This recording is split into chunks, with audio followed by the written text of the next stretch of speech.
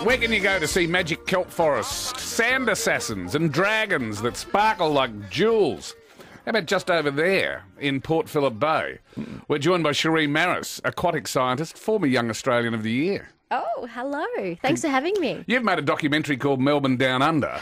I have. And we've had a look at it, and it's about Port Phillip Bay as a marine wonderland, and it is a marine wonderland. It's sort of like the cold Great Barrier Reef, isn't it? It is. Surprise. Yeah. Most people think it's a marine wasteland, that there's not much to see in Port Phillip Bay, but it couldn't be further from the truth. It's so incredibly bright and dynamic and vibrant, and people are just going to be blown away. So I've been working with Jared Board from Streamline Media, who's another water baby, or bubble blower, as we like to call him.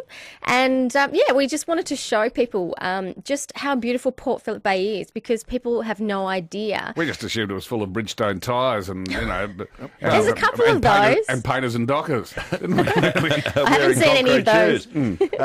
I thought Port Phillip Bay was full of nothing but flathead.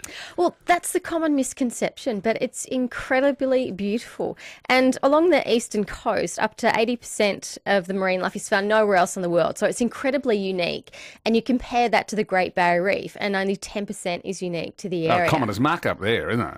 Yeah, exactly. And because the southern shores have been isolated... And it's 27 k's off the coast is the nearest opportunities to see the Great Barrier Reef. And you've got to go on the Quicksilver with kids, toddlers throwing up and all that sort of stuff. Yeah, which isn't very pleasant. Presumably you can just stroll into St Kilda Beach and away I go. You can. Williamstown, anywhere along Port Phillip, grab a mask and snorkel and have a bit of a look. You can see seahorses and, fish that fish for other fish. So tasseled anglers, there's lots of cryptic creatures. There's different what's types. a cryptic creature? Oh, creatures that look like their environment. So you're looking at stargazers, which sand assassins. They're like bulldogs of the marine environment. They kind of dig into the sand with just their eyes looking above, waiting for a prey to swim by. When it does, it launches out with its big gaping mouth, but you can't see them because they're so well camouflaged. Well, hang on, we're not the prey, are we?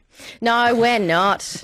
No, not at all. Is there anything about the Noah's Ark? Is there a shark in there? Are sharks ever get into Port Phillip Bay? Yeah. Like, we get lots of sharks. Don't sound quite so enthusiastic about it. It's fantastic. I've never seen a great white, but they do come in.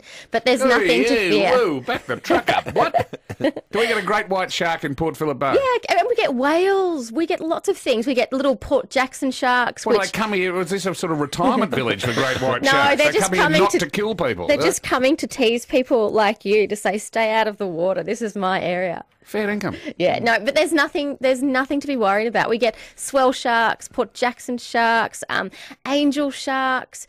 Nothing to fear. I'm in the water all the time. Now, if I got a pair of flippers and a snorkel and mask, and I walked out down here at St Kilda Beach, what would I see within about 5 minutes? You would see one of the finest examples. You just pointed at North Melbourne train station. Yeah, you might just see mud, but you will see one of the finest examples of evolution on the planet, and that's seahorses. So you'll see seahorses, and the reason that I love seahorses is that the males are the ones that give birth to the young.